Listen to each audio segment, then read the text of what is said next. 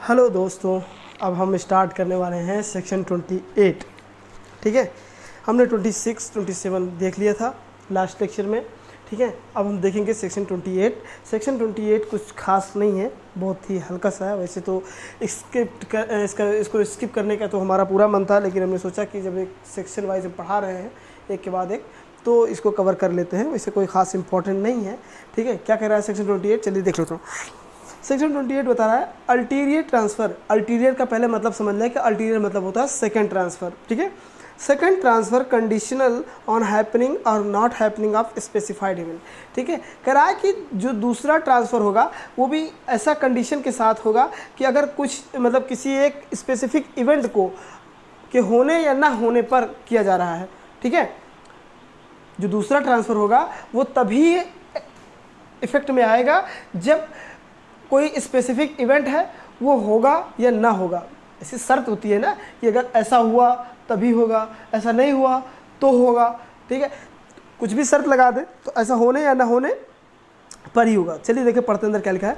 On a transfer of property and interest therein may be created to accrue to any person with the condition superseded that in case a specified uncertain event shall happen, such interest shall pass to another person, or that in case a specified uncertain event shall not happen, such interest shall pass to another person. In each case, the dispositions are subject to the rules contained in section 10, 12, 21, 22, 23, 24, 25 and 27। ठीक है, तो इसी तो ऊपर से पढ़ने पे तो हवा में जा रहा है, तो समझ में नहीं आया क्या पढ़ा हमने। चलिए बताते हैं क्या पढ़ा हमने। कह रहा कि जब किसी भी प्रॉपर्टी का कोई भी ट्रांसफ़र होगा और उसमें उसका कोई भी इंटरेस्ट क्रिएट किया जाएगा किसी व्यक्ति के फेवर में, किसी व्यक्ति के लिए अगर उसमें उसका इंटरेस्ट उस प्रॉपर्टी में क्रिएट किया जाएगा और कुछ कंडीशन उसके साथ ऐड की जाएंगी। इसके कहा गया कि कोई स्पेसिफाइड सर्टेन अनसर्टेन इवेंट है। ठीक है, उस इवेंट जो है वो सर्टेन नहीं है, फिक्स नहीं है, अनिश्चित है।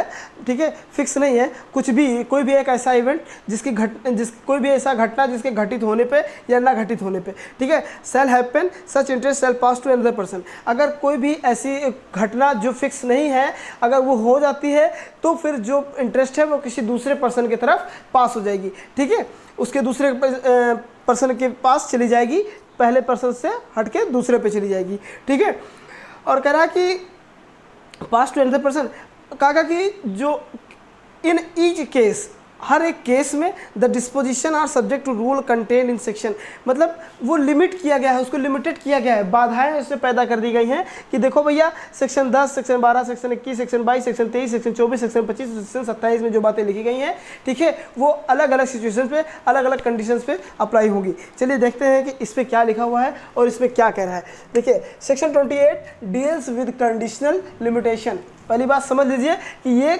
शर्त लगा रहा है और शर्त के साथ एक सीमा तय कर रहा है, एक बाउंड्री बना रहा है। ठीक है, एक बाउंड्री क्रिएट कर दे रहा है कि ये देखो हम इसके अंदर क्या है, कंडीशंस है, ये कंडीशन है। अब कंडीशन अपने चारों तरफ क्या कर रहा है, एक बाउंड्री क्रिएट कर दे रहा है, एक शर्त, एक लिमिट क्रिएट कर दे रहा है। ठीक है, देखो इसके बाहर आप नहीं जा सकते हो। ठीक है, ये लिमिट क्रिएट कर रहा है। ठीक है, फिर क्या देखो कंडीशनल लिमिटेशन का मतलब एक्चुअल में होता क्या है। इसका मतलब है कि एक ऐसा लिमिटेशन जो divest on interest and vest its subsequently in another person. देखिए पहली चीज़ कह रहा है कि ये एक ऐसा लिमिटेशन होता है, एक ऐसी सीमा होती है, एक ऐसी बाधा होती है। ठीक है, जो किसी एक व्यक्ति में अगर उसका इंटरेस्ट नहीं हो रहा है, ख़त्म हो रहा है। ठीक है, देखो ये पर्सन है, इसका इंटरेस्ट क्रिएट किया गया इस प्रॉपर्टी में। ठीक है, इस प्रॉपर्टी में इसका क्या किया गया, इंटरेस्ट क्रिएट किया गया। ठीक है, अब ये इंटरेस्ट इसका यहाँ पे क्या हो गया, फेल हो गया। ठीक है, इंटरेस्ट फेल हो गया तो ये इसको क्या कहेंगे, हम इसको कहेंगे डाइवेस्ट। ठीक है, ये डाइवेस्ट हो गया। अब जब इसका यहाँ पे, इस पर्सन का यहाँ पे डाइवेस्ट हुआ तो दूसरा पर्सन जो दूसरा है, ठीक है, ये जो दूसरे व्यक्ति भाई साहब हैं इनका इस पर वेस्ट हो जाएगा, इनका इंटरेस्ट इस पर आ जाएगा। ठीक है, समझ आई बात। तो वही बात कह रहा है कि दूसरे व्यक्ति के पास सब्सिक्वेंटली मतलब कि बाद में, पहले इनका फेल होना चाहिए इंटरेस्ट, फिर इनका इंटरेस्ट इस पर वेस्ट होगा। पहले इनका डाइवेस्ट हो फिर इनका वेस्ट हो, पहले ये फेल हो तब दूसरा व्यक्ति उस पर आ पाएगा। ठीक है, चलिए फिर आगे क्या कर रहा है, इंटरेस्ट में be created in favour of a person with a condition. ठीक है, कह रहा कोई भी इंटरेस्ट क्रिएट किया जा सकता है किसी भी व्यक्ति के फेवर में और किसी एक शर्त के साथ।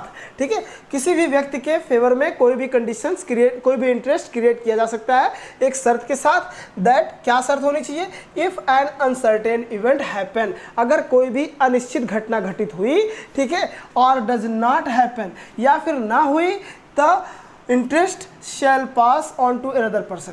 देखो इसको हम समझ लेते हैं कि एक अपना खुद से इलस्ट्रेशन एक क्रिएट कर लेते हैं, एक एग्जांपल क्रिएट कर लेते हैं, उससे समझते हैं।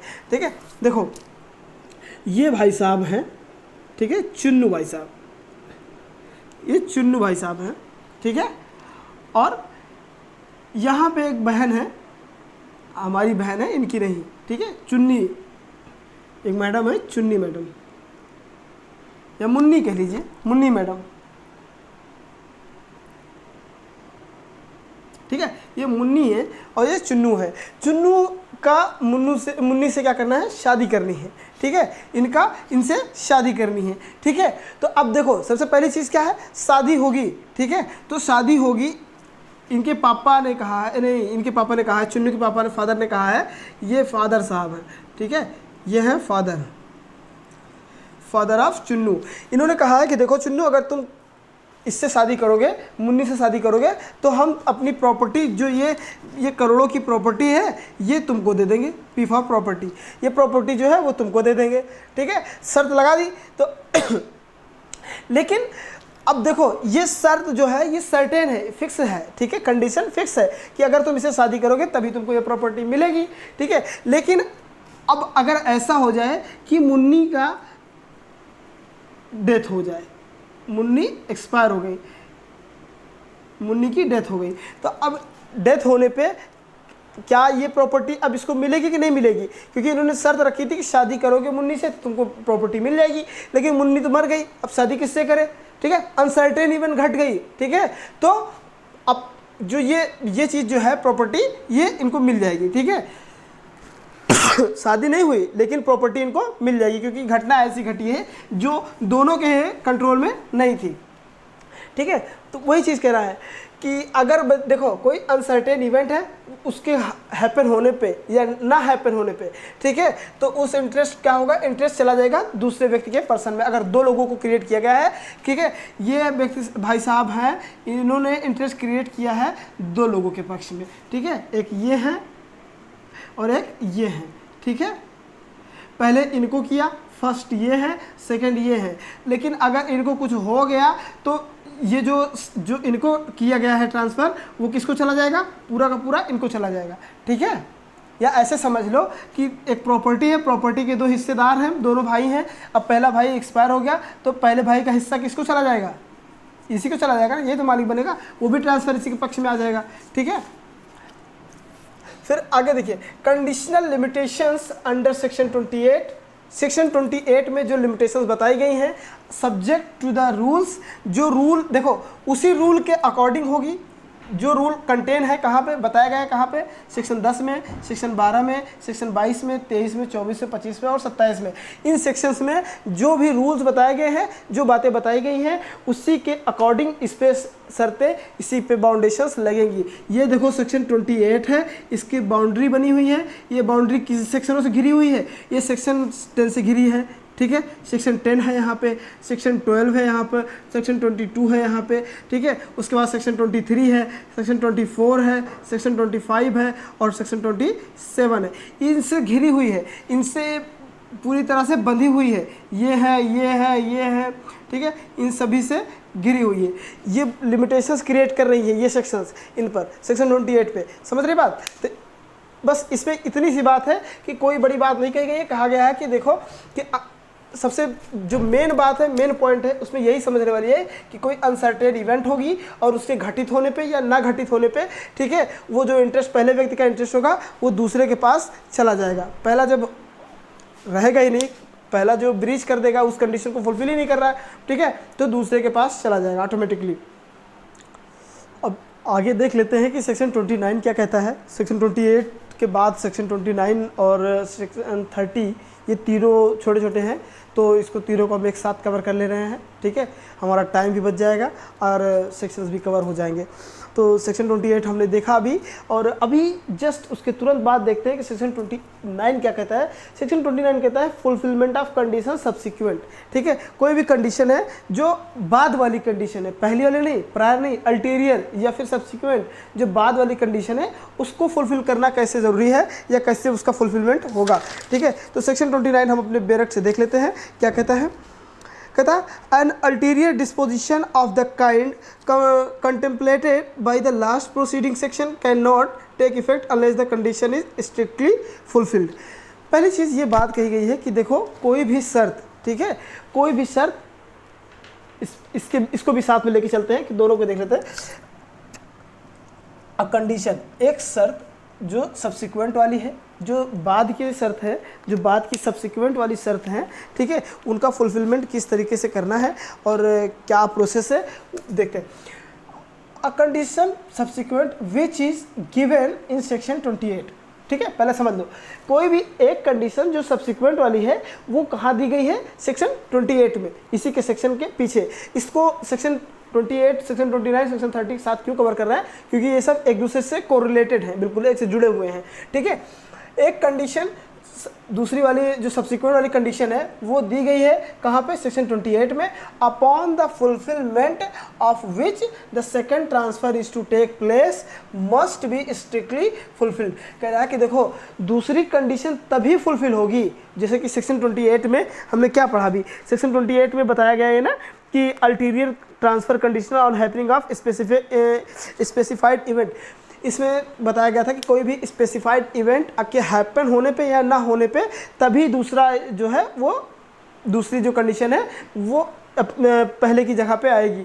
तो अब देखो ये इसमें यही चीज़ कहा गया कि जो सेक्शन 28 में बताई गई कि वही बात स्पेसिफाइड इवेंट के हैपन होने या ना हैपन होने पे, ठीक है, वही बात कह रहा है कि सेक्शन 28 को फुलफिल करने, सेक्शन 28 में जो बातें लिखी गई हैं उसको फुलफिल किया जाएगा, ठीक है, और उसको स्ट्रिक्टली फुलफिल जब तक नहीं किया जाएगा तब तक इस सेक्शन की बातें जो कही गई हैं, ठीक है, फुलफिलमेंट ऑफ कंडीशन सब्सिक्वेंट, जो दूसरी कंडीशन इस सेक्शन में बताई गई है सेक्शन 29 में, वो फुलफिल नहीं की जाएंगी जब तक कि सेक्शन 28 की कंडीशन फुलफिल नहीं होती हैं, ठीक है, बस इतनी बात लिखी गई है। और देखो इसके पीछे का रीज़न क्या है, the reason is behind that as a general rule, एक जनरल रूल है, जो जनरल रूल है हमारा, general rule of the law disfavours divesting of interest, ठीक है, अगर पहला फेल हुआ तो दूसरा भी फेल होगा, जैसे हमने पढ़ा था और टिट फॉर टैट हमने बताया था लास्ट से लेक्चर में, ठीक है, उसमें क्या बताया था, देखो डिसफेवर होगा, किसी के पक्ष में नहीं जाएगी कोई चीज़ सब जब उसका उसमें इंटरेस्ट नहीं क्रिएट हो रहा होगा, ठीक है, वही बात है कि पहला अगर जो सेक्शन 28 की कंडीशन है वो फुलफिल नहीं की गई है तो सेक्शन 29 की जो सेकेंड ट्रांसफ़र है वो जगह तब तक नहीं ले पाएंगी, वो तब तक ट्रांसफ़र नहीं मानी जाएंगी जब तक कि कंडीशंस को स्ट्रिक्टली फुलफिल ना किया गया हो, ठीक है। चलिए इसका एक एग्जांपल है, एग्जांपल के थ्रू समझ लेते हैं कि एग्जांपल में क्या है।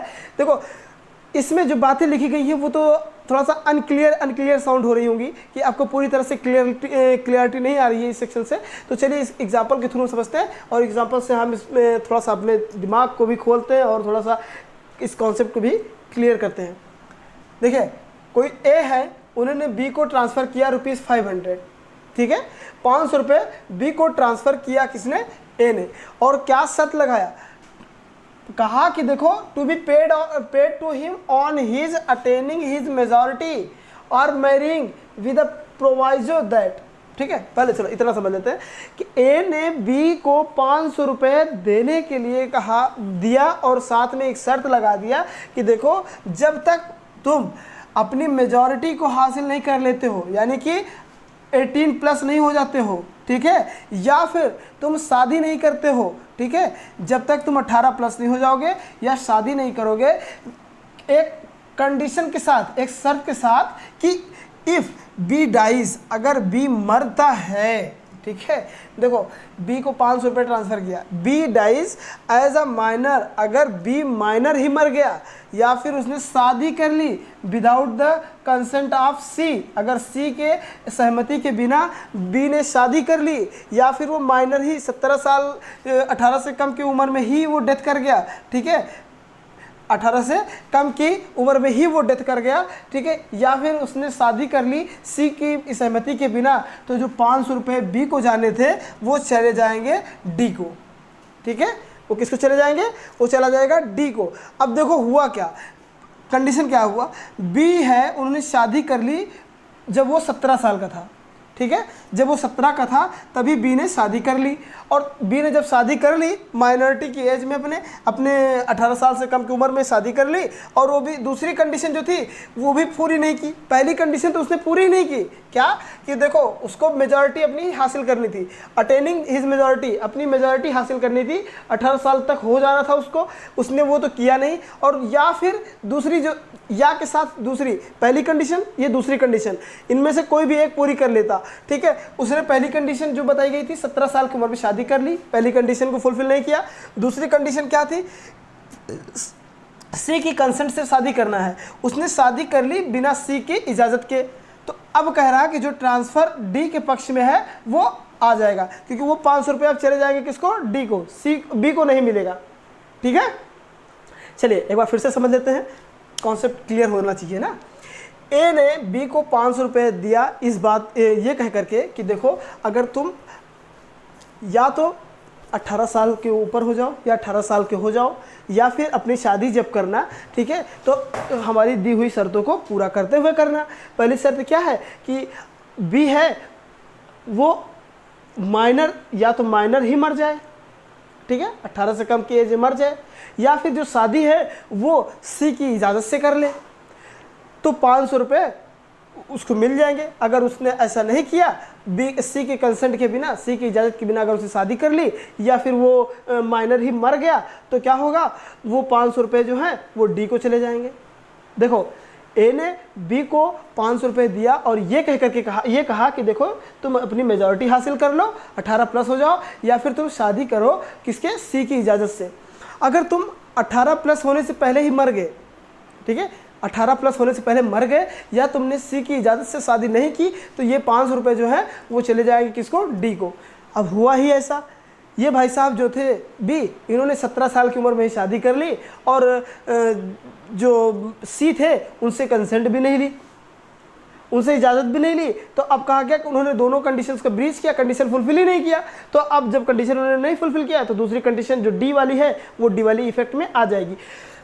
तो अब इसको अगर फिर से एक बार हम पढ़ें, एक फिर से समझें, एक बार नजर डालें, तो क्या कह रहा है, a condition subsequent which is given in section 28, जो कंडीशन सेक्शन 28 में दी गई है, ठीक है, upon the fulfilment of which the second transfer is to take place must be strictly fulfilled. देखो जो बात कही गई है सेक्शन 28 में उसको आप पूरा कीजिए, अदरवाइज जो सेक्शन 29 में बात कही गई है उसको तब तक पूरा नहीं किया जाएगा जब तक कि पहले वाली शर्तों को फुलफिल ना किया गया हो, ठीक है। इसमें देखो, इसमें सी ने बी ने क्या किया, कंडीशन को फुलफिल नहीं किया, तो उनके पक्ष में तो नहीं गया, लेकिन दूसरे के पक्ष में आ गया ना हिस्सा, दूसरे का पक्ष, दूसरा का जो ट्रांसफर था वो सब्सिक्वेंट ट्रांसफर यहाँ पे आ गया ना। चलिए ठीक है, इतना आप समझ गए हैं। अब सेक्शन 30 क्या कहता है वो भी देख लेते हैं, वो बहुत बड़ा नहीं है इसलिए इसको लिखेंगे नहीं, बस इसे ओवरली समझ लेते हैं। कह रहा prior disposition not affected by individuality of ulterior disposition. पहली बात कह रहा है कि कोई पहले का जो भी ट्रांसफ़र किया गया होगा, ठीक है, वो अफेक्ट नहीं होगा किसी भी इंडिविजुअल दूसरे ट्रांसफ़र से, ठीक है। क्या कह रहा है, if the ulterior disposition is not valid, if the ulterior disposition is not valid, prior disposition is not affected by it. सीधी बात कह रहा है और बहुत ही साधारण बात कह रहा है। साधारण बात इन द सेंस कि देखो, कह रहा कि अल्टीरियर जो होगा, जो दूसरा ट्रांसफ़र होगा, वो करा कि अगर वैलिड नहीं है तो उससे पहले ट्रांसफ़र पे कोई फ़र्क नहीं पड़ेगा। भाई देखो, बात यहाँ पहले की नहीं हो रही, बात यहाँ दूसरे की हो रही है। एक ट्रांसफ़र यहाँ की गई, ठीक है, इस प्रॉपर्टी पे, और दूसरी ट्रांसफ़र इस प्रॉपर्टी पे की गई। कहा गया ये अगर ये तो पहला है ना, कह रहा कि ये फेल है, ये वैलिड है, ठीक है, वैलिड नहीं है ना। सेक्शन 30, हाँ, कह रहा कि ये फेल है या वैलिड नहीं है, ठीक है, वैलिड नहीं है, तो इस पर कोई फर्क नहीं पड़ेगा। ये सेकंड है, ये फर्स्ट है, ठीक है, ये फर्स्ट है, तो इस पर कोई फर्क